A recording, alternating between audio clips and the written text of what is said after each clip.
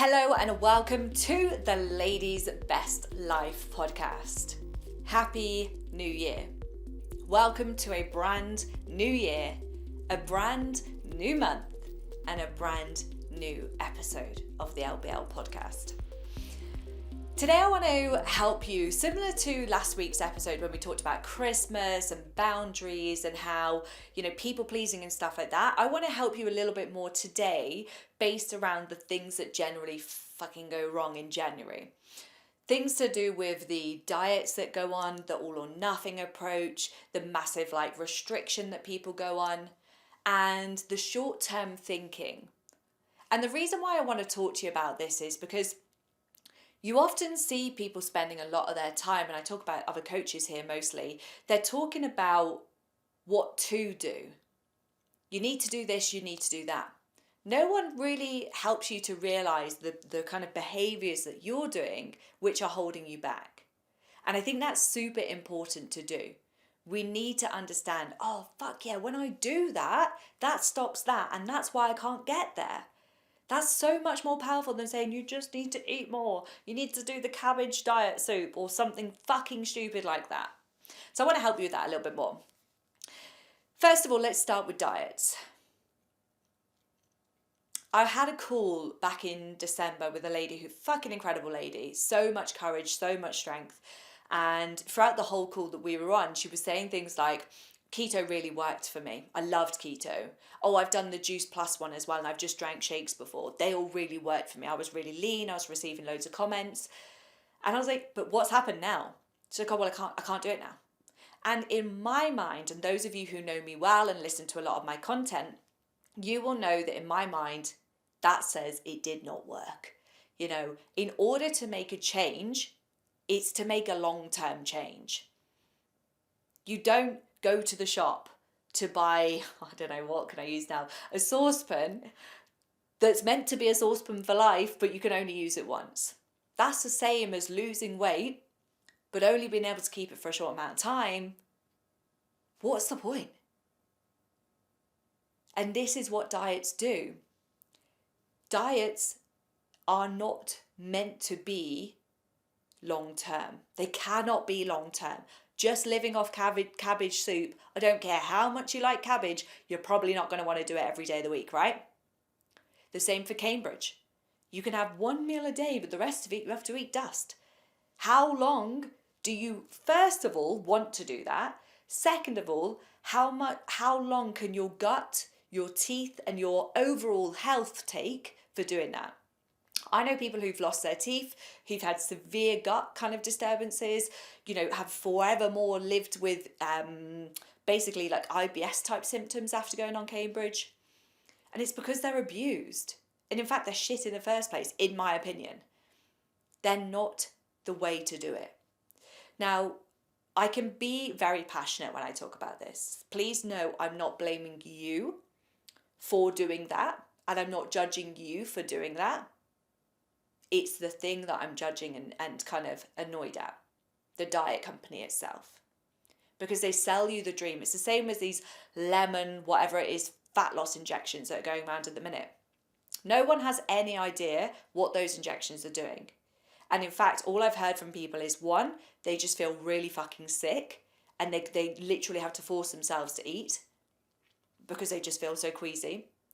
Two, as soon as they stop, their appetite comes back with a fucking vengeance.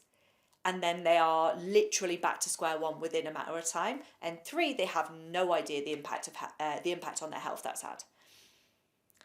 So diets, short-term solutions, you're going to be so tempted to go down right now. And if you think about short-term solutions, let me rephrase that. If you think about short-term results, we get quick fucking results inside the coaching club. You can easily drop 1 to 2 to 3 pounds a week, especially in your first kind of 8 weeks. And then the difference is we help you to twist things so that you can keep your tools for life, so that you can keep your results for life. So you're going to be surrounded by, right now, we've gone from fucking mince pies on the TV last week to probably, well, they probably can't do the fat loss injections, but it'll be like Slimming World, Weight Watchers, buy this Ronaldo ab crunch machine, stuff like that will be on the TVs now. You're gonna be so fucking tempted by marketing to go and just put a plaster on a wound that needs a stitch. The temptation is going to be high, so recognize that. But a question I want you to ask yourself is, where do I want to be on January the 1st, 2025?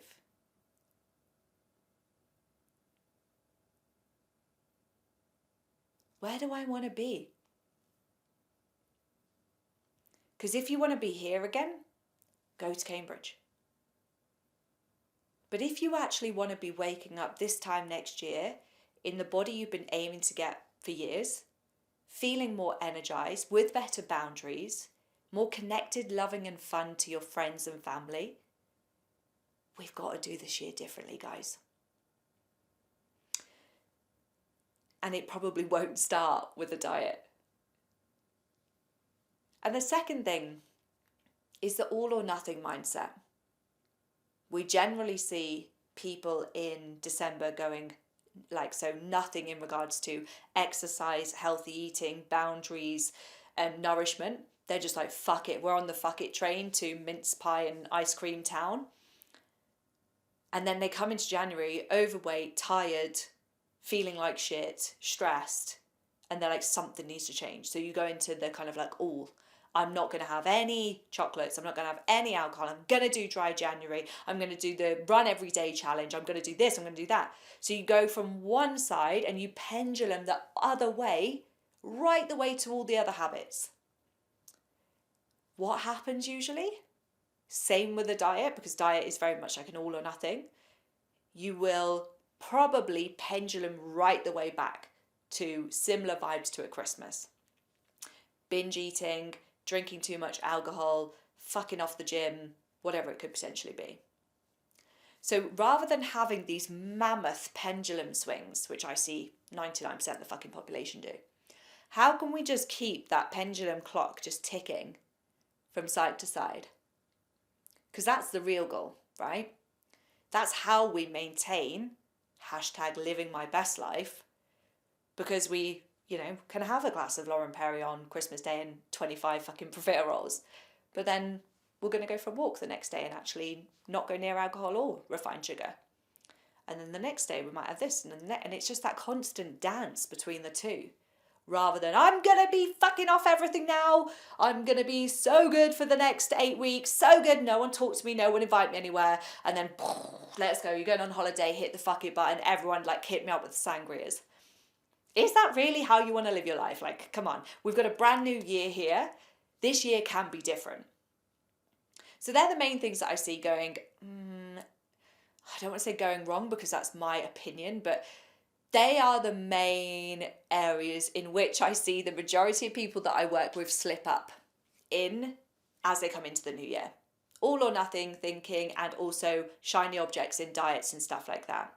And like I said to you about, what matters is where you are on January the 1st, 25, not where you are by 31st of January 24.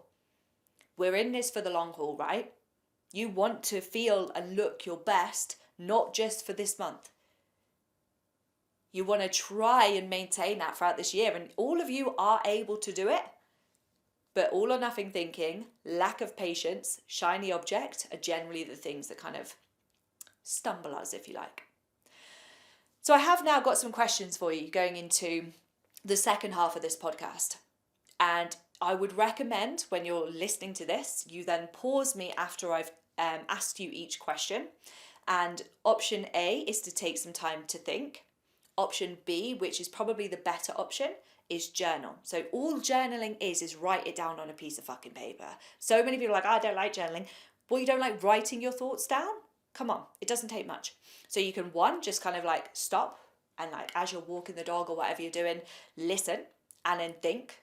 Or you can go, right, let's get some notes down. Everything will make sense so much more when it's out of your head and onto paper. That's why counselling works so well, because it's out of your head, out through your mouth, and you're kind of breaking it down with another human. Question 1. Where do you want to be by January the 1st, 2025? How do you want to look? How do you want to feel? What do you want your body to look and feel like? How do you want your mind to be? How do you want to dress? How do you want to speak to your loved ones? How do you want to show up in work? All encapsulating where do you want to be on the 1st of January 2025? Pause me, whatever you want to do, let's flesh this out. And this is one of those activities that you can literally listen to and go, oh, that felt nice. That felt nice, like a bit of self-love, a bit of self-soothing, and then forget about it. Then you get to January 25 and go, fuck, I should have done what Sasha said. Honestly, take that agency for yourself right now. Second question, if you still haven't done first question, pause me and come back in a second. What do you want 2024 to look like? Holidays, habits, friends, self-development, gym, sleep, stress management, connections. How do you want it to look like this year? And does that match up to how you want to look and feel in January next year? Pause me, come back. Next question. What don't you want 2024 to look like?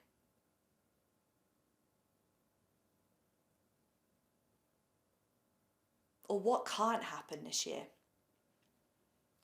All or nothing thinking, jumping from diet to diet, overworking, people pleasing, boundaries being shit, running away on holiday for escapism, speaking to myself like shit. What don't you want this year to look like? Next question. Just think back to what you said you want to be, do, have, feel, whatever on January 1st, 25. What's going to make you achieve that? What things do we need in place? What people do we need help from? What tools do we need to use? What boundaries do we need in place? And then the second question to that is, what's going to stop you from it? So what is going to get you there, and also what's going to stop you? What's going to stop you? Staying up too late, drinking alcohol too much, speaking to my kids like shit, overworking.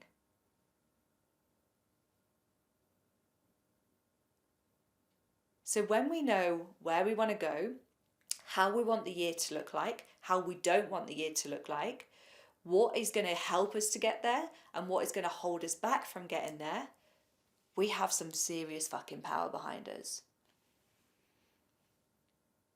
2024, we now have a brand new fucking notebook.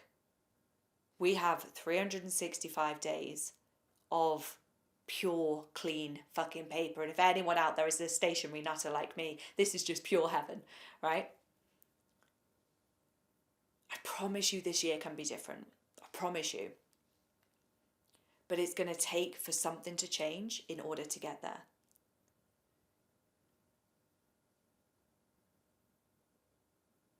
So enjoy the first full day of a brand new year. Enjoy doing the journaling.